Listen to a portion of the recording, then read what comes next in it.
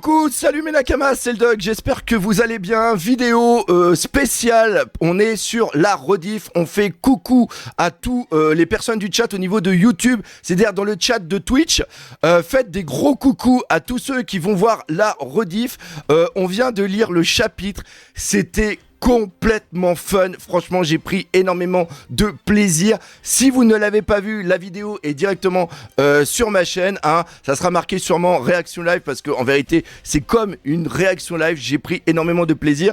Et là maintenant avec le chat qui va être en interactif avec moi, on va décrypter, merci à tout le monde pour tous les follow, on va décrypter le chapitre parce que il y a des trucs qui sont vachement bien et il y a des trucs qui sont un peu moins bien. Je voudrais aussi profiter de cette vidéo pour remercier deux personnes. Ces deux personnes, c'est tout simplement Léo et Max qui font aussi des lives au niveau des chapitres One Piece, au niveau des analyses. Donc n'hésitez pas à aller les voir et on a parlé dernièrement, on fera aussi un jour un live avec eux. Voilà, je voulais vraiment profiter pour leur faire un petit coucou. On va commencer ce chapitre avec le chapitre 1176 avec fierté. Donc on est sur le début. C'est un bon. Alors, je vais lire un petit peu les commentaires.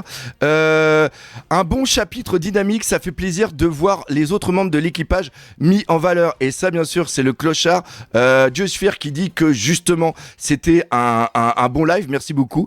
Je m'attendais pas à un glow-up de Franky. Alors, moi, j'avais vu, mais je pensais pas qu'il allait être autant. Et d'après les infos qu'on a vues dans les spoils, je pensais que c'était lui qui avait peut-être mis en place le Super Cola. Et en plus, c'est pas un Super Cola, c'est carrément un Vega Super Cola. Il faut savoir aussi, je l'ai pas fait voir parce que j'étais un petit peu trop parti en live. On a une très très belle couverture avec Chopper.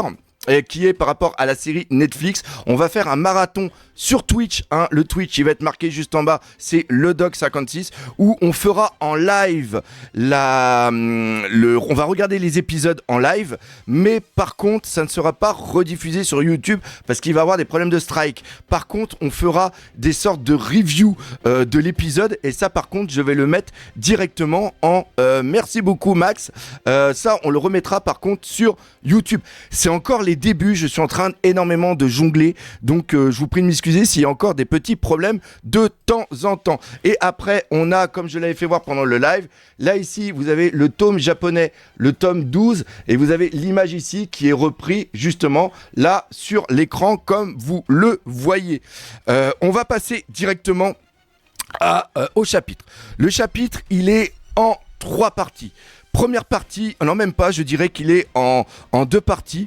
Vous avez la première partie qui va être ce qui se passe au niveau de la bibliothèque et ce qui se passe aussi au niveau de l'école et de la technique qu'ils vont devoir utiliser pour maîtriser l'incendie. L'incendie qui pour moi n'a quand même pas énormément de valeur. Et je vais l'expliquer pourquoi. En gros, ce qui se passe après, c'est qu'il y a l'incendie au niveau, on va le voir ici, vous l'avez juste là, il y a l'incendie au niveau de l'école et au niveau de la bibliothèque. Et ils disent que c'est vachement dangereux. Pourquoi ? Parce que c'est ici qu'il y a toute l'histoire du siècle oublié. Et justement après Killigan il dit que il faut détruire cette école et tout ce qui se passe. Pourquoi ? Parce que en détruisant l'ancienne histoire, on peut écrire une nouvelle histoire. Mais personnellement, ça ne tient pas la route. Et pour moi, c'est une erreur de la part de Eiichiro Oda. Pourquoi ? Parce que dans le tout premier, là, il dit bien, qu'est-ce que tu fabriques Lilith ? C'est Franky qui dit ça. C'est la boîte dans laquelle se trouve Vegapunk. Alors, peut-être que eux ne sont pas encore, vu qu'ils sont partis de Egghead, ils ne sont pas au courant que le Punk Hazard a été sauvé. Donc toute la mémoire de Vegapunk, elle a été sauvée. Cependant, Lilith, à travers Vegapunk ici, normalement peut-être capter le réseau, parce que quand Vegapunk part, quand le Punk Hazard part à la fin de Egghead, ils disent qu'ils vont justement tout réparer et qu'ils vont enlever York par rapport à toutes les entités. Donc ça voudrait dire que peut-être que Lilith, elle est toujours au courant que le punk record existe. Et pourquoi je parle du punk record ? Tout simplement parce que au tout début, il y a Vegapunk qui est venu plusieurs fois sur Elbaf pour prendre tous les livres, les scanner et après les mettre dans son cerveau et donc dans le punk record. Donc même si on a ici la bibliothèque qui est détruite, elle n'est pas détruite à vita aeternam. Ils ont le moyen de refaire les livres après ou de ramener l'histoire. Même si ici l'histoire du siècle oublié a disparu, elle est toujours existante à travers le punk record. Regarde ton WhatsApp par rapport au color spray. Ok. Alors je ne sais pas comment je vais faire ça par rapport à mon téléphone. Ok. Attends, hop, tac, tac, tac, tac, tac, tac, tac, on est en live, photo, ah oui, ok, oui, il y avait aussi, ils ont fait, ah oui, alors, j'ai pas vu, on n'a pas l'image, mais je peux pas faire voir l'image, mais il y avait exactement le même color spray avec, alors attendez, je vais le faire voir juste en arrière, on revient un petit peu en arrière, c'est-à-dire que ici, vous allez le voir juste à côté du chopper, je sais pas si on voit ma souris, mais il y a exactement la même image, mais avec les, comment ça s'appelle, les acteurs de la série Netflix. Oui, elle est bien à portée de punk record pour avoir un transfert de pensée. C'est ce que je pensais justement aussi. Et il y a un gros problème par rapport à ça. Alors, comme j'ai dit, c'est peut-être aussi par rapport à Robin qui a un attachement affectif au niveau des bouquins. Merci pour le follow Vivien Lecourt, toi c'est hyper sympa. Ce qui se passe, c'est que par exemple, vous voyez, là on est en train de lire le chapitre en version digitale. Même si on les a en version digitale, vous voyez derrière moi, j'ai tous les tomes de One Piece en blanc, j'ai tous les tomes de One Piece en jaune et j'ai même toutes les versions qui peuvent exister. Je les ai en japonais. Pourquoi ? Parce que on est toujours des amoureux du papier. Le fait d'avoir un livre va nous donner l'histoire de ce qu'on lit. C'est-à-dire que quand tu lis un livre première édition, tu as l'époque avec laquelle au moment où laquelle le livre a été écrit. Et donc, tu as une partie de l'histoire spirituelle, de l'histoire matérielle du livre. Et c'est peut-être aussi pour ça. Et ah oui, je viens de comprendre. C'est comme ça que fonctionne mon cerveau. C'est encore plus joli. Vous me direz si vous validez dans les commentaires, là, au niveau de Twitch, et dans les commentaires, en vérité, par rapport à Robin, c'est la trace. Ah oui, mais c'est magnifique. En vérité, c'est la trace d'Ohara. Ohara n'existe plus. C'est-à-dire que quand on voit là au tout début de Elbaf, on a vu un flashback juste avant qu'elle retrouve Zoro. On a vu un flashback encore plus sur Robin. Et à un moment, Robin apprend des livres de géographie et l'île d'Ohara a été rayée de l'histoire, du monde et des cartes. Il n'y a plus aucune existence d'Ohara. Et donc, elle prend les livres et elle dessine Ohara pour dire oui, Ohara a existé. Ohara, le gouvernement mondial, n'a pas réussi à effacer Ohara. Pourquoi ? Parce que je suis la dernière descendante d'Ohara et tant que je serai vivante, Ohara existera dans la mémoire de quelqu'un. Et vu que maintenant, elle sait que Zoro est toujours vivant, et même au-delà de ça, on a... Ah, c'est magnifique. On a la bibliothèque qui est là. En vérité, tout ce que les chercheurs ont écrit dans leurs livres, ils ont mis une partie de leur vie dans les livres. Et donc, tant que les livres seront là, Ohara sera toujours vivant au-delà de Robin. Et c'est ça qui est magnifique. Et donc c'est pour ça, concrètement, que même si Punk Hazard existe, que même si tous les livres d'Ohara ont une copie digitale, on a besoin d'avoir le papier. Et ça va même encore plus loin que ça. Pourquoi ? Parce que lors d'un dernier... Oh putain, mais c'est vraiment génial. Lors d'un dernier SBS qu'a écrit Eiichiro Oda à travers comment il dessine dans les livres, on lui dit, mais quand vous dessinez, vous ne dessinez pas pour du digital. Parce qu'il faut savoir que la plupart quand vous regardez sur Manga Plus, je crois, ou c'est Glénamax, en vérité, les pages sont séparées. Et donc, quand tu as une double page, malheureusement, tu as de mal à la regarder parce qu'elles ne sont pas ensemble. Et Eiichiro Oda a expliqué dernièrement dans un SBS que lui, il dessinait encore pour les lectures en papier. Pourquoi ? Parce que quand il fait des cases, il y a des cases qui apparaissent sur un coin, ça suit l'œil et la trame se poursuit sur l'autre page. Et il y a un jeu visuel qui est fait à travers ça. Et peut-être donc ce qui se passe à travers la sauvegarde, alors oui, c'est de la très très grosse extrapolation, mais la sauvegarde des livres au niveau de Ohara et au niveau de la bibliothèque ici, c'est aussi quelque chose que veut Eiichiro Oda, parce que Eiichiro Oda fait encore partie de ces anciens mangaka qui travaillent sur encre et papier, qui ne travaillent pas en digital sur des tablettes, et il y a tout l'amour que moi j'ai, bien sûr, parce que j'ai fait Artbook Passion et j'adore les livres, il y a tout cet amour qu'il y a au niveau de l'objet en tant que tel. Donc ce que j'ai dit tout à l'heure, que c'était complètement con qui sauve la bibliothèque d'Ohara, en vérité j'étais un gros connard qui n'avait pas compris toute la symbolique qu'il y avait autour. Donc voilà, l'incendie a peut-être détruit quelques livres, mais après cette bataille, la mention de Punk Record rassurera encore qu'aucune œuvre a été détruite. Oda veut aussi des jeux en physique. Bien joué. On est d'accord que si Dori Brogi se tue, que tout est inversé, le demi-reversé est retrouvé en état normal, en pleine forme. Alors pourquoi ? Oui, alors ça, Tsuda, t'as raison, on va en parler juste après. Donc, on est sur justement autre chose. Là, on va passer justement par rapport au power-up des Mugiwara. Parce que là, il y a une très très grande question à se poser. C'est à quoi... Alors justement, et on reprend ça ici, c'est-à-dire que quand tu as, je vous en prie, Nami Zeus pour aller le sauver, c'est vraiment très très beau.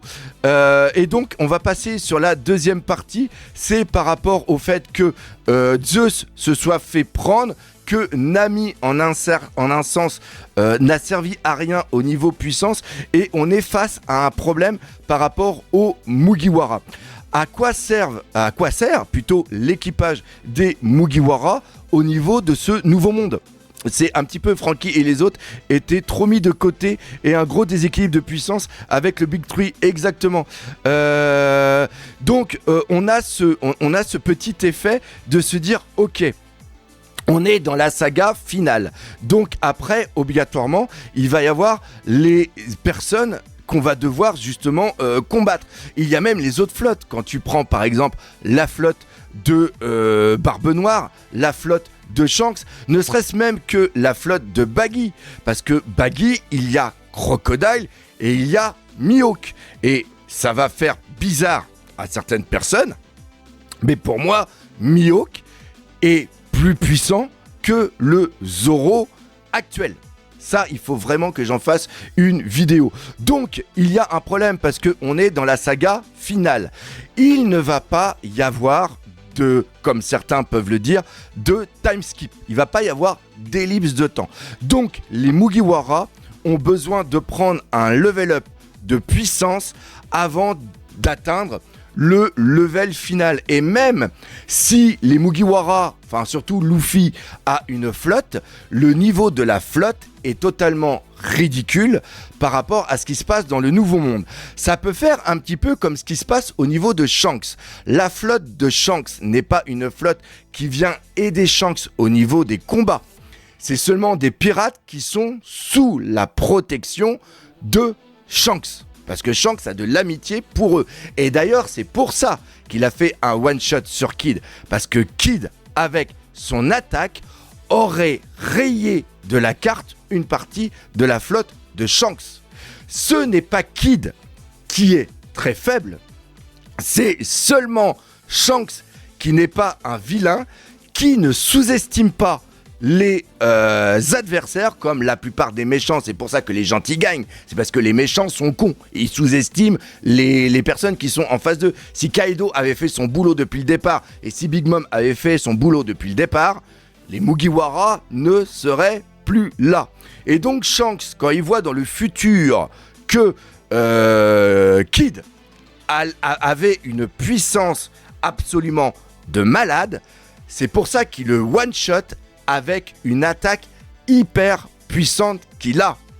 Il n'est pas face à Ryukyu, il est face à Kid. Ça, c'était la petite parenthèse. Donc, à partir de là, la flotte va servir à quoi ? Il y a un gros problème de power-up et un des power-up qu'on attendait énormément. Et c'est ça qui fait plaisir. Et encore une fois, c'est peut-être de la part de Eiichiro Oda qui voulait peut-être introduire une certaine chose avec Vegapunk et Franky et qu'il n'a pas eu le temps par rapport justement au temps qui lui reste et à l'accélération qu'Eiichiro Oda a mis en place depuis le début de Egghead.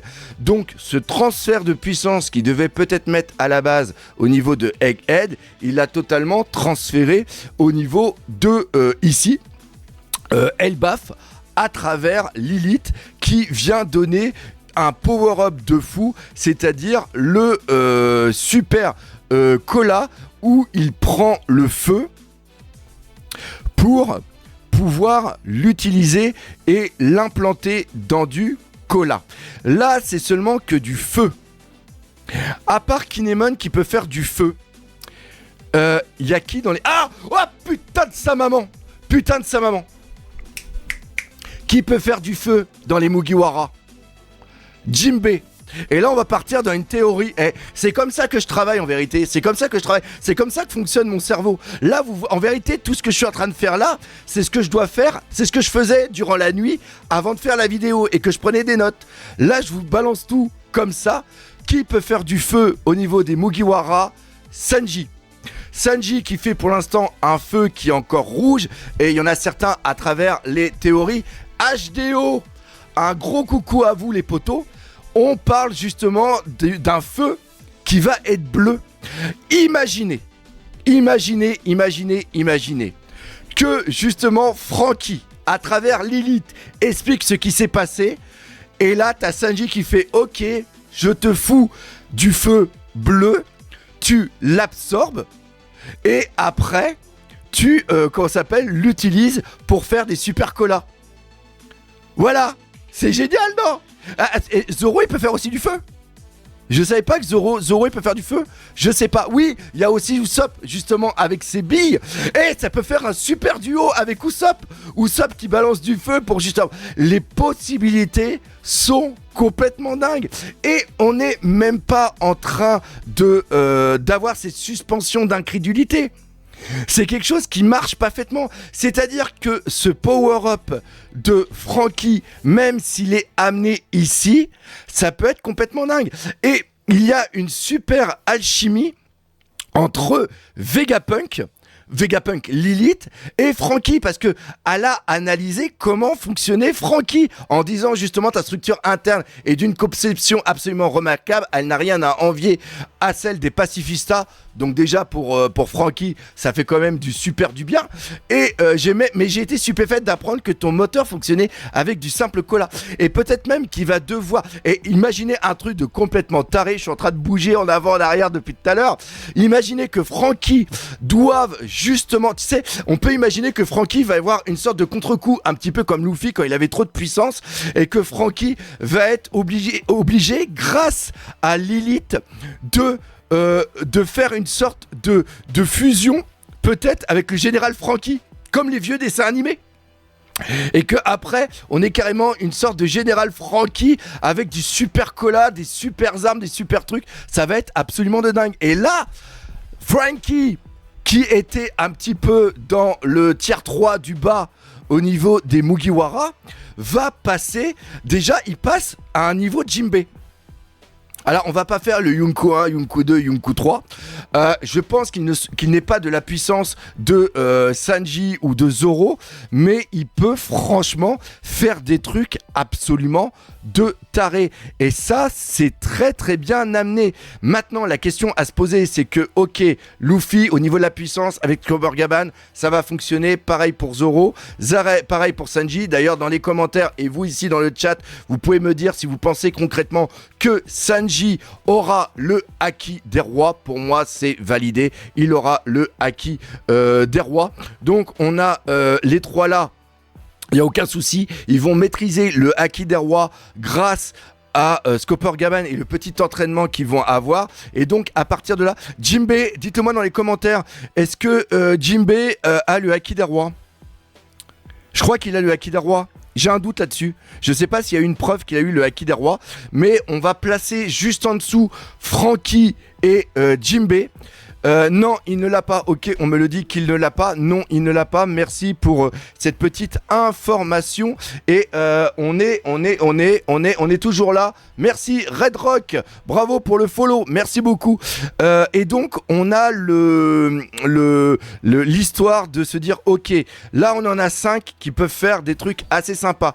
Par contre, on a Robin, on a Nami et on a Robin, Nami, Chopper, Usopp et Brook qui sont les 5 autres qui vont plus être en support, mais des supports qui vont être très importants, un petit peu comme Usopp. Usopp est très important parce que sans lui, Luffy aurait été transformé en jouet et ils n'auraient pas pu contrer Doflamingo.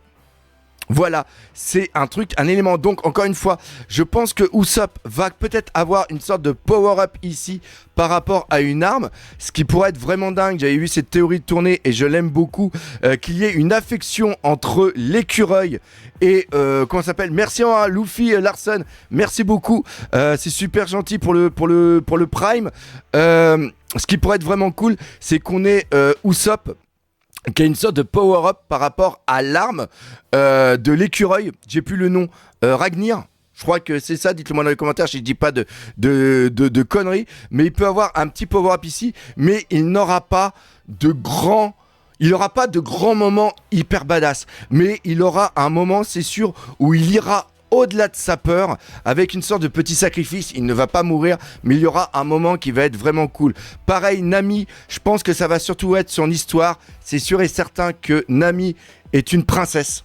C'est sûr et certain, il y a un truc par rapport à son passé qui n'a pas encore été exploité. Et Robin, elle est surtout là pour un support intellectuel qui va être là justement pour comprendre tous les tenants et les aboutissants du siècle oublié. Donc après, on a cette petite chose justement. Alors, dites-le moi dans les commentaires, j'ai pas fait de recherche là-dessus, mais Killigan, est-ce que c'est avéré que ça soit un homme poisson ou pas? Parce que il avait une sorte de truc pas de l'hippocampe, mais de la sorte de licorne dragon par rapport au folklore chinois. Mais non, on ne sait pas. Ok, on ne sait pas. Mais le fait qu'il soit complètement raciste envers Jinbei et qu'il aime pas les hommes poissons, c'est ce que j'avais dit justement dans la vidéo sur les spoils. Ça pourrait être vraiment génial de se dire ok, lui c'est un homme poisson, il subit un racisme de la part des autres dragons célestes parce que lui il est différent et il rejaillit ce racisme sur Jinbei. Et le fait qu'on ait ici Sanji qui détestait les hommes poissons par rapport à ce qui s'est passé au niveau de Nami vienne prendre la défense de Jinbei, c'est absolument magnifique. Et après on a eu la double page superbe qui est magnifique tout simplement ici avec le petit Jinbei juste en bas, le Franky qui fout une attaque de taré. Franky, j'aimerais énormément qu'il ait une maîtrise du haki de l'armement qui est complètement fou. Il n'aura pas de Haki des rois, lui par contre je pense que c'est sûr et certain, même si c'est le fils de Queen, parce que Queen a le Haki des rois et si c'est génétique peut-être que Franky peut l'avoir, ça sera une autre question. Donc tout ça c'était par rapport à la première partie et ça fait déjà longtemps qu'on est en train de parler. On arrive maintenant sur la deuxième partie et je vais vous le dire concrètement, c'est un véritable gâchis. C'est un gâchis. Pourquoi ? Parce que ça a été mis en place que le Domi Reversi se faisait par rapport au jeu de Go. C'est-à-dire que tu prends des lignes, si tu fais des lignes avec des pions, ils se retournent, t'as la couleur, etc. Donc à partir de là, le fait qu'on ait Dori et Broggy, peut-être que si c'était tourné en noir pour que ça devienne du Domi Reversi, il est peut-être possible, et c'est toutes les théories qu'on avait mis en place, qu'il y ait un effet inverse par rapport, par exemple, à Luffy, qui est en Gear 5 et qui est de couleur blanche. Et il y avait même un humour qu'on avait fait où Luffy était en noir, Dark Nika, blanc, noir, blanc, tu vois, un truc complètement débile, un truc débile à la Eiichiro Oda et aussi à la Gear 5. Sauf que là, ici, on a Dori et Broggy qui arrivent à reprendre conscience. Est-ce qu'ils ont repris conscience par rapport à l'attaque qu'ils se sont fait entre eux juste avant, quand Zoro il était passé au milieu et qu'ils s'étaient trucidés et que à un moment ils ont repris conscience? Le fait qu'ils reprennent conscience, ils décident que au lieu de repartir sous Domi Reversi, il est préférable pour eux en tant que guerriers de s'entretuer. Et donc ils se décapitent. Et le fait qu'ils soient morts en se décapitant, le Domi Reversi s'annule. Dites-le-moi dans les commentaires, mais est-ce que vous trouvez ça complètement merdique?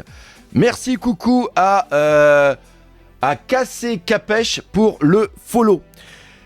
Dites-le-moi dans les commentaires, je trouve ça complètement merdique. Voilà. C'est un Deus Ex Machina qui n'a absolument aucun sens. Parce que c'est trop simple. En gros, t'as qu'à les tuer pour qu'ils reviennent normal. Et ça enlève. Et en quoi ça enlève le truc? Alors, je m'étais planté par rapport à Harald. Parce que j'avais dit que Harald, il était en Domi Reversi. Et donc, quand il a été tué, peut-être qu'il est redevenu normal. Et peut-être que Harald est toujours vivant. Je m'étais planté parce que Harald, en un sens, vous me l'avez dit dans les commentaires. Et d'ailleurs, merci. Harald n'était pas en Domi Reversi. C'était un chevalier divin qui était au grade 2. Et donc, c'était son pouvoir qui s'était manifesté par rapport à un contrôle de Imu. C'est-à-dire que là, Gunko n'est pas en Domi Reversi. Elle est contrôlée par Imu. Et donc, quand elle a plus le contrôle, si elle meurt, elle meurt. Elle n'a pas cette étape. Là, ici, Eiichiro Oda vient de nous désacraliser la mort de Xebec. Et c'est de la merde. Voilà, je le dis. Peut-être que tu te plains là aussi avant de dire que c'est merdique. Attendons les explications. Je dis que c'est merdique parce que c'est mon ressenti de fan.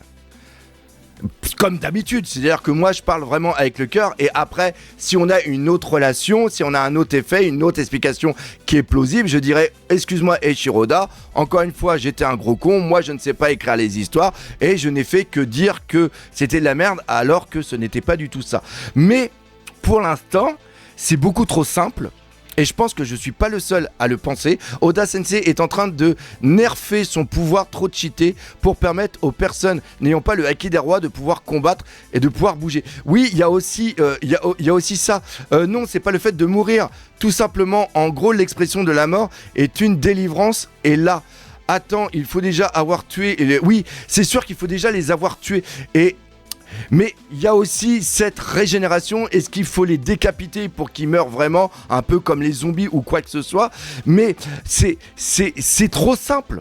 Même s'ils sont durs à tuer, c'est-à-dire que l'exemple du Domi Reversi qu'on avait eu au niveau de God Valley, c'est quand même Garp et Roger qui ont dû combattre et à un moment il dit ok, on a compris comment ça fonctionne, il faut foutre des attaques avec du Haki des rois. Ils ont pas de Haki des rois là, ici. Ils ont pas de Haki des rois. C'est pas cohérent. Oui, je suis un gros con. Oui, je sais que je suis un gros con. Avant, on me disait, Hervé, enfin oui, le doc, excuse-moi, arrête de sucer Oda, arrête d'accepter tout ce qui se passe. Encore une fois, il y a le trauma, entre guillemets, je crois que c'est du chapitre 900 avec le Sunny, c'est le 800 ou le 900, je sais plus, mais enfin bref. Tout ça pour dire que c'est beaucoup trop facile. Normalement, c'est une menace qui peut... C'est-à-dire que à quoi ça sert que Scopper Gaban vienne avec le Haki des rois pour contrer le Domi Reversi? Voilà, ça vient nerfer totalement le besoin de puissance pour neutraliser les soldats de Im. Alors, les Mugiwara, c'est-à-dire que maintenant, c'est le truc qui se passe, c'est le truc qu'on n'arrête pas de dire. Il n'y a plus de stress. Un Mugiwara, oui, ça va être dur. Zoro, qui se fait en Domi-Reversi, non, t'as Sanji qui va être content d'aller le buter. Ça marche pas. Nami, qui est en Domi-Reversi, qui va pouvoir tuer Nami? Oui, c'est sûr que c'est dur. C'est dur. C'est dur. C'est-à-dire que si Dory et Brogy ne s'étaient pas tués, qui aurait pu trouver cette faille? Certes, mais c'est trop simple par rapport à ce qui s'est passé avec Xebec. Et ça vient désacraliser la mort de Xebec. Parce que c'est ce que j'ai dit, c'est-à-dire que là maintenant Xebec il peut être vivant, hein. Il peut faire partie de l'armée de Im-sama. Parce que on sait que normalement c'est Garling qui a tué Xebec. Parce que avant qu'il ne meure, je crois que Xebec a fait une sorte de baroud d'honneur pour permettre à Garp et à Roger de pouvoir partir.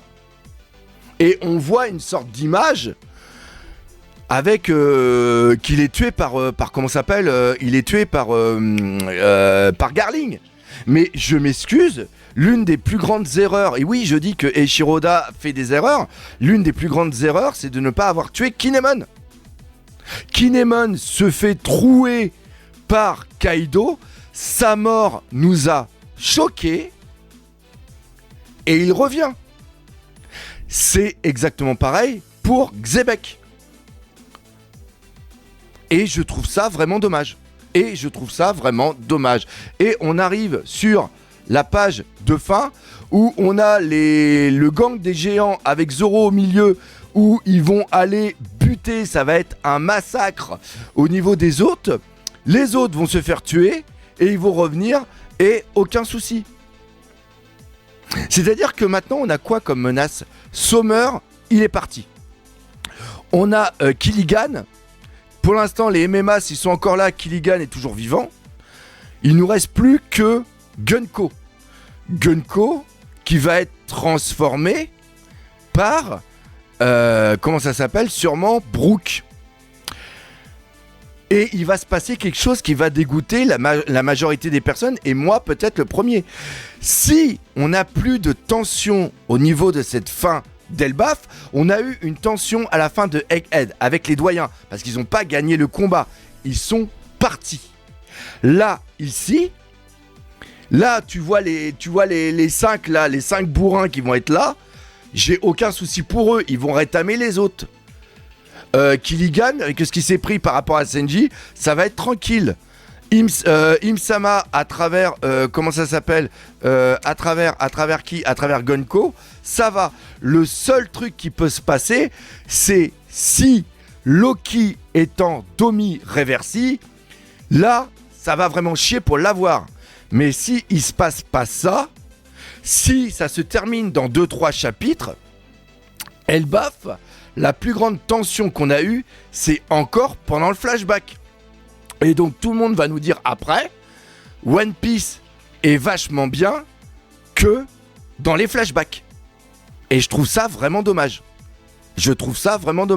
Im nous a pas encore montré tous ses pouvoirs. Oui, je suis d'accord. Im, on va l'avoir justement après. Shamrock, il est pas là, il va revenir plus tard. La menace, c'est Im-sama. La menace et Im-sama, elle n'est présente qu'à travers Gunko.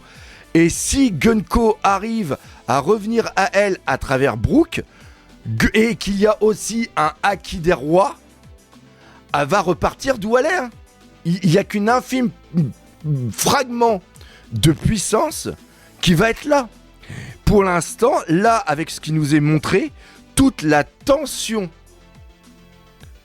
palpable au niveau de One Piece qui a été introduit à travers God Valley, la tension palpable au niveau de Elbaf à travers Xebec en Domi-Reversi est totalement partie. Enfin moi c'est comme ça que je le ressens. Donc vraiment, imaginez, il va falloir tuer Loki en démon, booster aux hormones, ouais ça va être vraiment dur. Loki ce sera comme J-Mec, pour le tuer, il faudra du Haki des rois plus puissant que lui. Je pense que oui, c'est la seule façon où il va avoir un truc qui va être vraiment assez tendax. C'est quand même, qu'est-ce que je voulais dire, c'est quand même assez long parce qu'il faut quand même penser après que je vais faire la rediff au niveau de quoi, au niveau de YouTube. Je pense que j'ai fait le tour au niveau de cette critique analyse, parce que quand c'est trop long, après, des fois, c'est trop chiant. Je vous remercie tous et toutes d'être restés jusqu'à la fin. Encore une fois, les live Twitch seront le jeudi ou le vendredi en fonction de la sortie à 22h avec la réaction live et avec aussi la petite critique analyse. Encore une fois, merci pour tous les subs, merci pour votre soutien et on n'oublie pas le principal, One Piece, c'est la vie. Allez, salut mes Nakama. Bon, et maintenant il faut que j'arrête. Alors, c'est quel bouton ?